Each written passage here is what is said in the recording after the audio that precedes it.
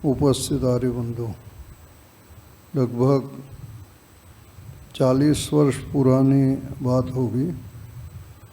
बम्बई आर्य समाज सांताक्रूज में इस प्रकार का वार्षिकोत्सव चल रहा था और मेरे पास इस साइड में आर्य भिक्षु जी बैठे हुए थे, एक दो विद्वान और इस साइड बैठे हुए थे। महात्मा आर्य भिक्षु जी का नाम आप सबने सुना, परिचित भी होंगे। तो आर्य भिक्षु जी ने उस समय मुझसे कहा कि ये 4-5 जितने, वो अपनी ठेठ भाषा में बोले कि ये बुढ़े खुर्राट जो बैठे हैं मेरे सामने, इनको जब देखता हूँ तो मैं बहुत संभल करके बोलता हूँ। यानी आर्य समाज की पुरानी पीढ़ी के जो स्वाध्यायशील पदाधिकारी थे, उनकी ओर वो संकेत दे रहे थे और कहा कि ये 2-3 तो शांति से बैठे रहेंगे, लेकिन एक सज्जन जो थे वो सहन नहीं कर पाते और कोई भी बात मैं दयानंद के दाएं बाएं कहीं बोल जाऊं तो वो खड़े हो जाएंगे। सत्यार प्रकाश हमेशा पास में रखते हैं और बोलते कि कहाँ लिखा है स्वामी जी ने जो आप बोल रहे हो। तो बात ये थी कि मैं बहुत संभल के बोलता हूँ। ये बात उन्होंने उस समय 40 वर्ष पूर्व की मुझे आज जो याद आई है। विजय जी के पास साथ मेरा इतना परिचय पहले तो नहीं था, पर पहली बार देखा कि एक सजग जो है, जागरूक श्रोता भी हैं, प्रबंधक तो हैं साथ साथ। इसके लिए धन्यवाद और बधाई के पात्र हैं।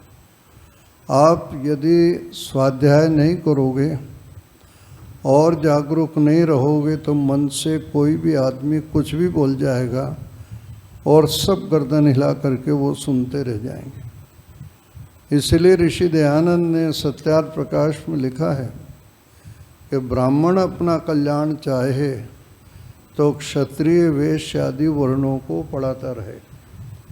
यदि ये पढ़े लिखे होंगे, विद्वान होंगे, तो ब्राह्मण जो है कोई पाखंड और अंधविश्वास की बात जो है वो नहीं कर सकेगा। आर्य समाज का ऐसा मंच जिसको हम लोग 50 साल पहले हमारे देखते देखते इसको वेदी कहा जाता था, कि मैं आर्य समाज की वेदी से बोल रहा हूँ। और वेदी का मतलब है यहाँ वेद की चर्चा होती है, वेद से विपरीत कोई भी बात जो है यहाँ नहीं होती, और यदि कोई बोलता है तो उसका उत्तर भी दिया जाता, समाधान भी किया जाता है। तो प्रसंगतः, क्योंकि जो आज आपने संकेत दिया था एक भजन को लेकर के, तो मुझे याद आई और मैंने कहा इनको बधाई दे दूं, धन्यवाद दूं कि व्यापार के कामों में बहुत बिजी हैं, सामाजिक सेवाओं में बिजी हैं, लेकिन स्वाध्याय में भी अच्छी पकड़ है। ये देख करके बहुत अच्छा लगा। बंधुओं, पृथ्वी अपनी जगह घूमती है और अपनी जगह जो घूमते हुए एक परिक्रमा कर लेती है, उसको हम लोग दिन रात कहते हैं।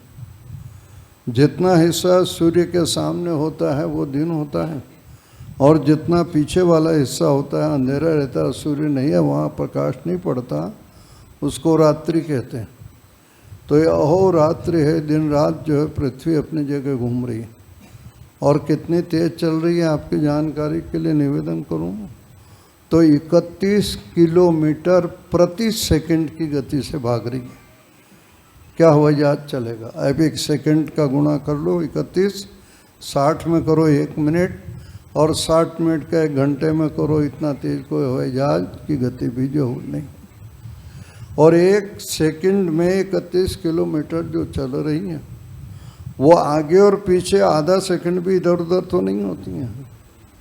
ये उसका एक क्रम बना हुआ, अपनी जगह भी घूम रही है और सूर्य के चारों तरफ भी परिक्रमा जो वो कर रही है। तो अपनी जगह एक परिक्रमा करने में उसको 1 दिन रात लग जाता, और सूर्य की जो परिक्रमा करती है, जिस रास्ते पर वो चलती है, उसको ज्योतिष के अंदर क्रांति वृत्त कहा जाता है।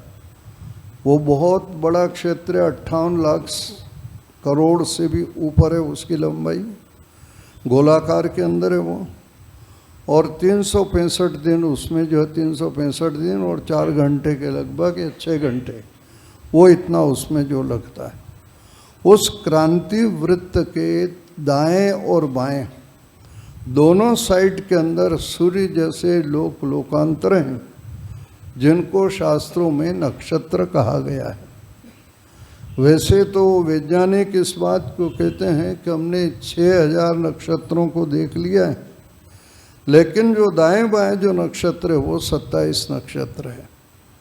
तो अपनी जगह पृथ्वी का घूमना, एक राउंड लगाना दिन रात, सूर्य की एक परिक्रमा करना 1 वर्ष, और पृथ्वी के चारों ओर चंद्रमा परिक्रमा करता है।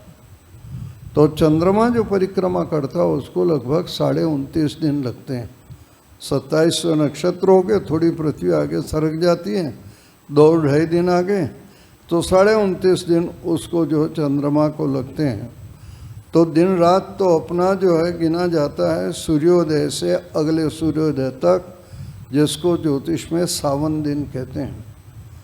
और महीना जो है अमावस्या से लेकर के अमावस्या तक का जो है 29.5 दिन का होता, इसको चांद्रमास कहते हैं। और वर्ष जो है, क्योंकि सूर्य की एक परिक्रमा कर लेता है, इसको सौर वर्ष कहा जाता है।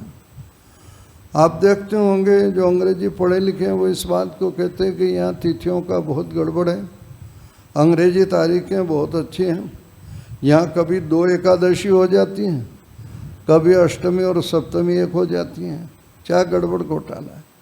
तो चंद्रमा जो पृथ्वी के चारों तरफ चक्कर लगाता, वो दीर्घ वृत्ताकार में लगाता है, गोलाकार स्थान नहीं है वहाँ पर। दीर्घ वृत्ताकार का मतलब है कि ये मोबाइल आप ले लीजिए, लंबाई ज़्यादा है, चौड़ाई इसकी कम है। तो लंबाई वाला रास्ता जब उसको पार करना पड़ता है तो 1 किलोमीटर को माने एक ग्रह के सामने से पार करने में उसको 2 दिन लग जाते हैं, इसलिए वो 2 एकादशी हो जाती हैं, 2 कभी अष्टमी हो जाती हैं, 2 सप्तमी हो जाती हैं। और इधर का रास्ता सकड़ा है, छोटा है, रास्ता पार कर लेता है। तब जो पंडित जी कहते हैं कि आज अष्टमी और सप्तमी क्या है, वो एक हो गई। ये तिथियों का क्रम है। होता है कि सूर्य के चारों ओर जो पृथ्वी परिक्रमा कर रही है, पृथ्वी के चारों ओर जो चंद्रमा परिक्रमा कर रहा है, तो परिक्रमा करते करते सूर्य हैं, सूर्य के सामने मान लीजिए चंद्रमा आ गया, चंद्रमा के सामने पृथ्वी आ गई, तीनों जब एक लाइन में आ जाते हैं तो चंद्रमा पर जो प्रकाश सूर्य का पड़ रहा वो उस साइड पड़ रहा, अपने इधर तो नहीं पड़ रहा, अंधेरा है। बस वही दिन जो है क्या कहलाता है, अमावस्या कहलाते हैं। और जब चंद्रमा घूमता घूमता पृथ्वी के इधर बिल्कुल सामने आ जाता है तो सूर्य का प्रकाश जो चंद्रमा पर पड़ रहा है हमको दिखलाई देता है, वो पूरा का पूरा, इसलिए वो क्या रहती है, पूर्णिमा रहती है। और पूर्णिमा से उसको अमावस्या तक जाने में लगभग 15 दिन लगते हैं, जो है वह कृष्ण पक्ष हो जाता है। और अमावस्या से पूर्णिमा तक आने में उसको 15 दिन लग जाते हैं, वो क्या हो जाता है, शुक्ल पक्ष हो जाता है। धीरे धीरे धीरे धीरे थोड़ा चंद्रमा का प्रकाश बढ़ता है, पूर्णिमा को पूरा प्रकाश दिखलाई देता है, अमावस्या को धीरे धीरे वो आँखों से ओझल हो जाता है। ये क्रम जो है शुक्ल पक्ष और जो है कृष्ण पक्ष का है। भारतीय ग्रंथों में प्राचीन जो ग्रंथ है उनमें काल को नापने के लिए, समय को नापने के लिए अपने यहाँ पर जो है एक तो जो है वहाँ पर शुक्ल पक्ष और कृष्ण पक्ष की चर्चा आती है, 15-15 दिन का होता है। एक पूर्णिमा और अमावस्या की चर्चा आती है।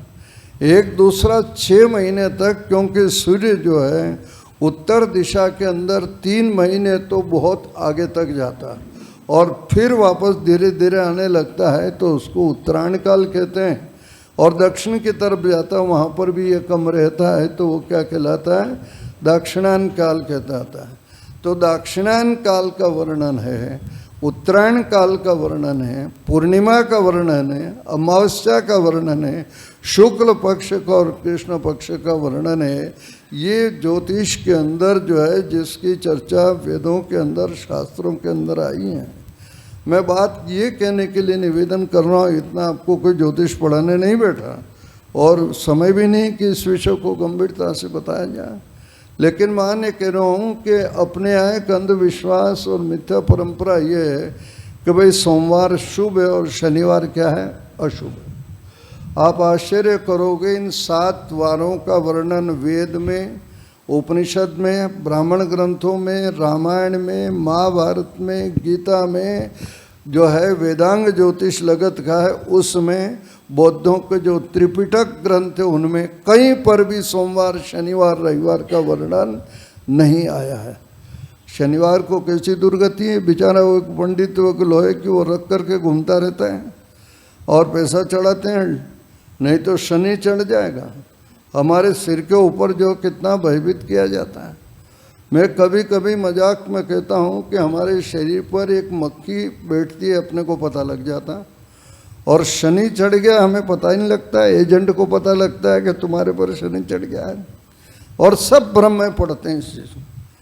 आप ध्यान देंगे, सूर्य पृथ्वी से 9 करोड़ 30 लाख मील दूर है। जो पढ़े लिखे सब जानते हैं इस बात में, इतना दूर है वो।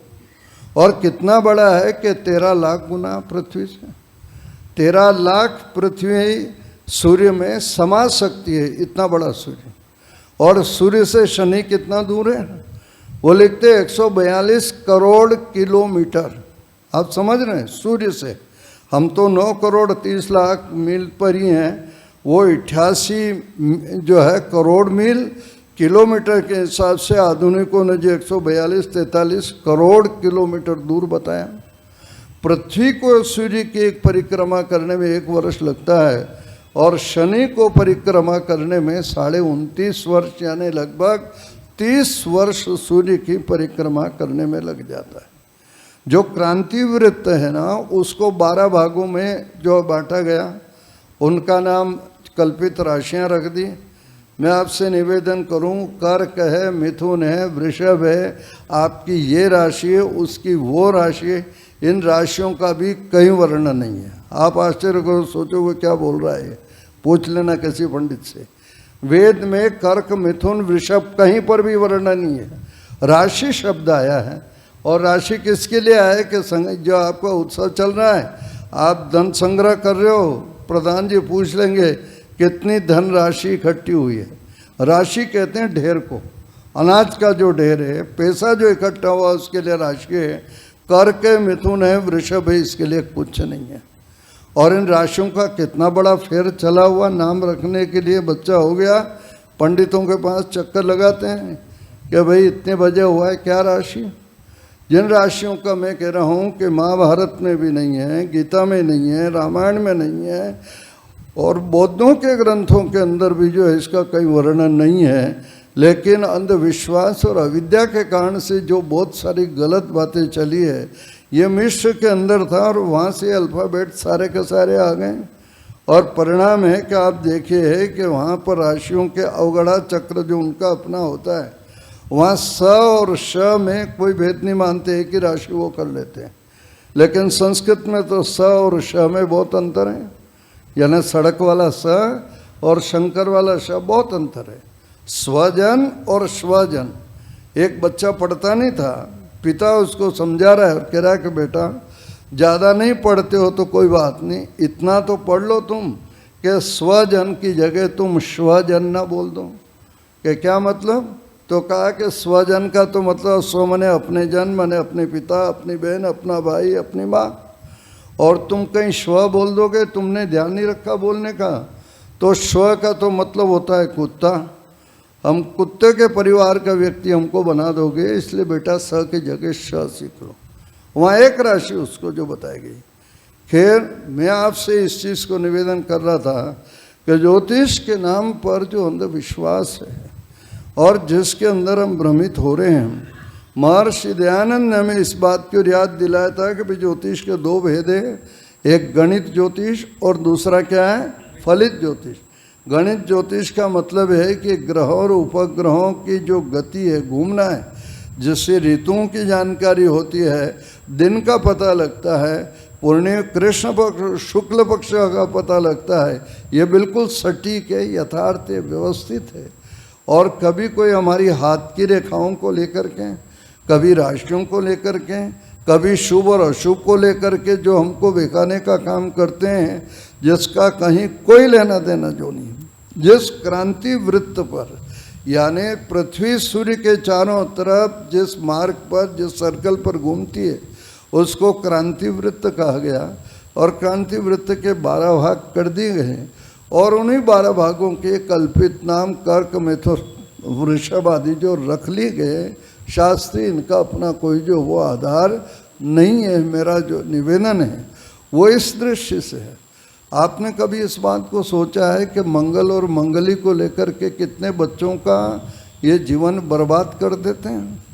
मंगली लड़की है तो मंगली लड़का होना चाहिए। और किस लिए होना चाहिए? क्योंकि जो सूर्य जो है ये नक्षत्र है और ये मंगल है, बुध है, शुक्र है, शनि है, ये जो ग्रह हैं ये सब सूर्य की परिक्रमा करते हैं। मंगल भी परिक्रमा करता है।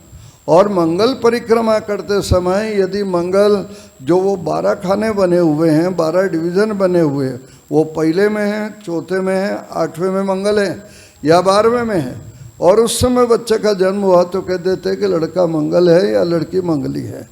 और विवाह किसके साथ होना चाहिए? कि मंगल का मंगली के साथ होना चाहिए। नहीं मिले तो भले वो अनमेरिड रह जाए, उसकी जो है कोई चिंता नहीं।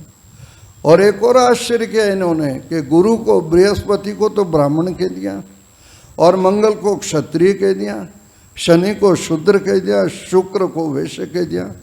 भाई ये ब्राह्मण, क्षत्रिय, वैश्य, शूद्र, ये 4 वर्ण तो आदमियों के हैं। आप कोई कहने लगोगे कुर्सी ब्राह्मण है, माइक क्षत्रिय है, तबला जो वैश्य है, तो ये पागलपन नहीं तो और क्या है? जड़ पदार्थों में कोई वर्ण होते क्या? और उसका परिणाम है कि उनके साथ साथ जो है, क्योंकि हम स्वाध्याय नहीं करते हैं, अपन जानकारी नहीं करते हैं, उसका परिणाम है कि शुभ और अशुभ मान लिया। ये नक्षत्र 27 जो मैं आपसे कह रहा था, क्रांति वृत्त के दाएं और बाएं जिस रास्ते पर घूम रहे हैं, 27 सूर्य के समान चमकते हुए जो है एक नक्षत्र है। और इन नक्षत्रों का तो एक काल को, परिणाम को जानने के लिए कभी कभी आदमी कहता है स्वामी जी ने भी तो नक्षत्रों को नाम को लेकर के स्वाहा की आहुति दी है। वो नक्षत्र की जहाँ स्वामी जी ने नहीं है, नक्षत्र के देवता की दी है। वो घंटे और मिनट की तरह समय की जानकारी के लिए दिए। वहाँ पर कोई अंधविश्वास और पाखंड जो वो नहीं है, ये चीज़ वो दिया गया।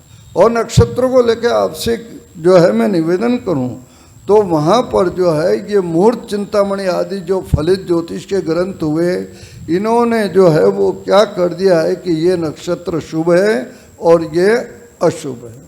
मूल नक्षत्र को उन्होंने अशुभ बता दिया और अनुराधा को शुभ बता दिया। तो ये तो काल के नापने के जगह हैं, लोग के घूम रहे हैं। वो शुभ और अशुभ क्या करेंगे? स्वामी जी ने दिया है कि जो कहता है कि नक्षत्र शुभ है उसको मई जून के महीने में नंगे पैर खड़ा कर दो, उसके पैर नहीं जलते तो समझ लो ये शुभ है, और जिसके जलते हो उसको कह दो कि भाई तेरे लिए अशुभ है। तो सूर्य तो गर्मी देने का काम करता ही करता है, शुभ और अशुभ का कोई लेना देना नहीं। पर उसका साइड इफेक्ट मैं आपसे बता रहा हूँ। मूल नक्षत्र को इतना अशुभ कह दिया गया है कि यदि उस मूल नक्षत्र में बच्चा पैदा होता है और पिता उस बच्चे का मुंह देख लेगा तो पिता मर जाएगा। अब बताओ कौन बच्चे का मुंह देखने को तैयार होगा? अभुक्त मूल विभवम परित्यजेत तु बालकम। यदि जिंदा रहना तो बालक को छोड़ दो आप।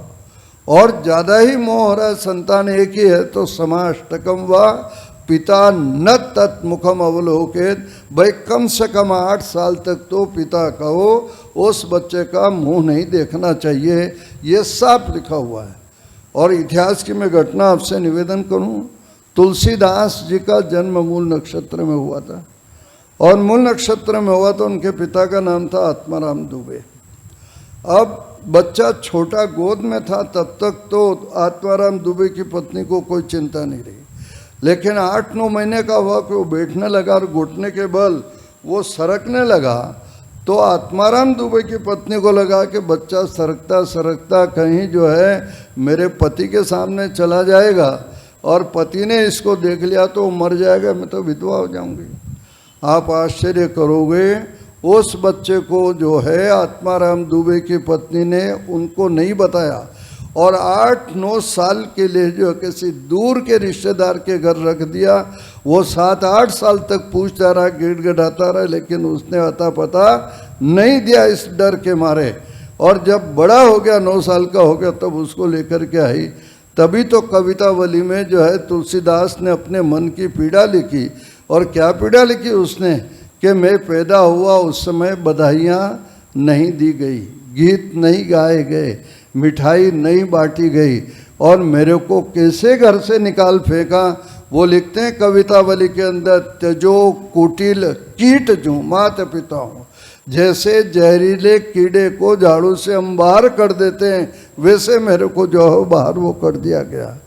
आप समझते हो, ये 400 वर्ष पूर्व जिस तुलसी ने रामचरितमानस जैसा ग्रंथ लिखा हो, विश्व में आज अमर हो गया हो, उसके साथ इतना बड़ा अन्याय हुआ, ये अविद्या के कारण से।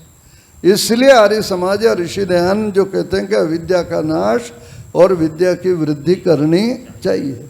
अंधविश्वास में हमको झांसे में नहीं आना चाहिए, हकीकत जो रहती है। ज्येष्ठा नक्षत्र का नाम ज्येष्ठा इसलिए पड़ा कि सूर्य से 9 करोड़ गुना बड़ा है। आप सोच सकते हो, यानी पृथ्वी से जहाँ पर सूर्य 13 लाख गुना बड़ा, और सूर्य से जो है ज्येष्ठा नक्षत्र 9 करोड़ गुना बड़ा है। और ज्येष्ठा नक्षत्र के लिए श्लोक बना दिए हैं, क्योंकि इन्होंने ज्येष्ठा नक्षत्र के लिए कहा है कि प्रारंभ की 6 घड़ियों के अंदर, प्रातःकाल मैंने निवेदन किया था कि 24 मिनट की घटी होती हैं, तो 6 घटी के अंदर यदि बच्चा हो गया तो नानी मर जाएगी। सुन लो, ज्येष्ठा 2 मातृ जननी मन जात। आगे कह रहा है वो अगले 6 घटी में, यानी 2 घंटा 24 मिनट, अगले 6 घटी में बच्चा हो तो नाना मरेगा। फिर उसने मामा को मारा, मौसी को मारा, उधर सब मर गए, तो फिर पिता, ताऊ, भाई और कुल का नाश हो जाएगा। ये लिखा हुआ उनके उसमें। और इतना ही नहीं लिखा, इस चीज़ को लिखा है कि महाराज इस अनिष्ट का निवारण कुछ हो सकता है। हाँ, 108 ब्राह्मणों को बुलाओ, भोजन कराओ और सोना दान करो। कितना बढ़िया धंधा था। तो अनिष्ट का निवारण जो है आपका हो जाएगा। ये नक्षत्रों के नाम पर ये सारा का सारा चला। हम लोग कभी कभी झांसे में आते हैं, घर बन गया है या और कोई कार्य हो रहा है, नवग्रह शांति करा लो। नवग्रह शांति कराते हैं पंडित को बुला के। मैं कभी कभी इनसे पूछता कोई 9 ग्रह गिना तो दो, तुम 9 होते ही नहीं उन ग्रह जो गिनती के अंदर। क्या बकते हो आप? सूर्य को गिनाते हो, सूर्य तो गृहपति है। सब मानते कि ये तो ग्रहों का स्वामी है, नक्षत्र उसको कहा गया। एक और आउट हो जाता है चंद्रमा। चंद्रमा ग्रह नहीं, वो तो क्या है, पृथ्वी का उपग्रह है। 2 ऐसे हो गए। और राहु केतु छाया ग्रह है, वो असली में ग्रह है ही नहीं। राहु केतु की बात आपको सुनाऊंगा, आपको आश्चर्य लगेगा, हंसी भी आएगी, कैसा पागलपन है। जब वहाँ पर समुद्र मंथन हुआ, 14 रत्न निकले, और 14 रत्नों में जब अमृत कलश लेके भगवान प्रकट हुए, तो वहाँ पर जो है ये देवताओं को शिकायत हुई कि राक्षस यदि अमृत पी जाएंगे अमर रहेंगे, हमारा तो फिर जीना नहीं जीना बेकार होगा। तो उन्होंने भगवान विष्णु से क्या कहा? उन्होंने कहा महाराज आप एक सुंदर महिला का रूप धारण कर लो। देखो वहाँ जो कथा दी बात, आप सुंदर महिला का रूप धारण कर लो तो क्या होगा उससे? ये राक्षस प्रवृत्ति के लोग हैं, आपको देखने में लग जाएंगे और आप हमको बांट देना, हम पी जाएंगे, हम अमर हो जाएंगे, ये कुछ पिएंगे नहीं। तो वहाँ जो उसने लिखा है कि भगवान विष्णु ने सुंदर महिला का रूप माने मोहिनी अवतार, बड़ा फेमस है वहाँ पर, मोहिनी अवतार का रूप धारण किया और अमृत वो बांट रहे, देवता सब बैठ गए। ये बात जो है सूर्य को चंद्रमा को पता लग गई कि अच्छा हमारे साथ धोखा हो रहा है। वो देवताओं के बीच में आके बैठ गए, वो अमृत बांटते जा रहे हैं और एक देवता इधर है, 2 बीच में, दोनों बैठे थे, ये गट गट करके पी गए। उन्होंने देवताओं ने शिकायत की महाराज ये क्या किया आपने? क्या आपने इनको भी पिला दिया? क्या है कि ये तो असुर है, सूर्य और चंद्र के बीच में ये राहु आकर के बैठ गया, तो इसको पिला दिया आपने, ये तो असुर है। भगवान विष्णु को पता भी नहीं लगा कि देवता में कोई राक्षस भी बैठ गया, ये तो उनके कहानी है। भगवान विष्णु ने सुदर्शन चक्र से उसका सिर काट दिया, पर पी गया था वो, अमृत पी गया था, तो मरा तो नहीं, एक हिस्सा राहु हो गया, ऊपर का सिर वाला धड़ क्या हो गया? केतु हो गया। अब उसने देखा कि ये दुष्टता सूर्य और चंद्रमा ने की है, जब मौका मिलता है तब वो चंद्रमा को अपने मुंह में ले लेता है, तब क्या लग जाता है? चंद्र ग्रहण। सुन रहे हो? जो और जब सूर्य को ले लेता है तब क्या लगता है? ये कहानियां उनकी। चंद्र ग्रहण और सूर्य ग्रहण लग जाता है तो जैसे मुंह में ले लिया है तो देवता का मरण हो गया, तो ग्रहण लगा तो उस समय कोई खाना पकाएगा, खाना खाएगा? गांव में पड़ोस में कोई मौत हो जाए तो खाना पकाता है क्या? नहीं पकाता है। इसलिए और जब वापस देवता प्रकट हो गए तो स्नान कर लेना चाहिए, इसलिए गंगा स्नान करते हैं, कुरुक्षेत्र जाते हैं। ये सारा मेला झोला इस प्रकार का लगा हुआ है अविद्या के कारण से जो है। तो बंधुओं, मैं आपसे निवेदन कर रहा हूँ कि इस प्रकार से ये बहुत सारी बातें अपने को जाननी चाहिए और झांसे में जो नहीं आनी चाहिए। आप देखिए कि सब बैठी माताएं बैठी है, बच्चे के दांत पहले कहाँ के आते हैं? नीचे के। शरीर की एक सामान्य प्रक्रिया कि पहले नीचे के दांत निकलते हैं, और इन्होंने इतना बवाल कर दिया है कि यदि किसी बच्चे के दांत ऊपर के आ जाए तो हाय तो वो मचाते कि बड़ा अशुभ है।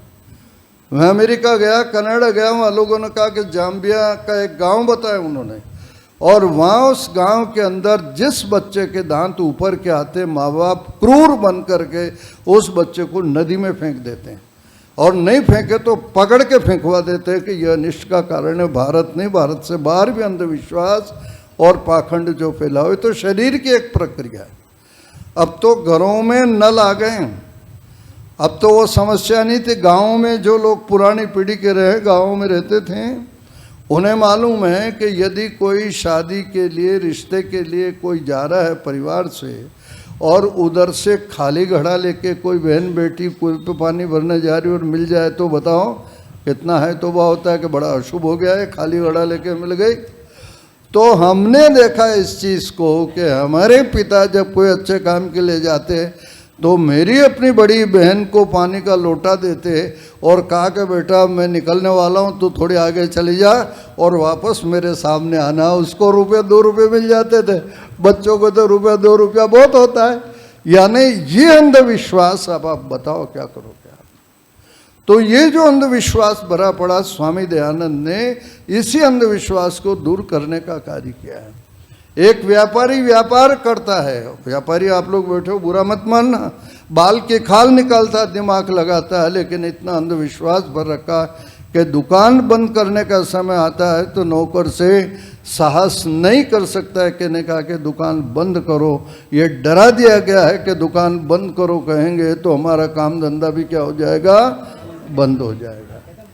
मंगल करो या आगे बढ़ाओ। एक सज्जन जो है मेरे सामने बोल रहे, नौकर का आगे बढ़ाओ।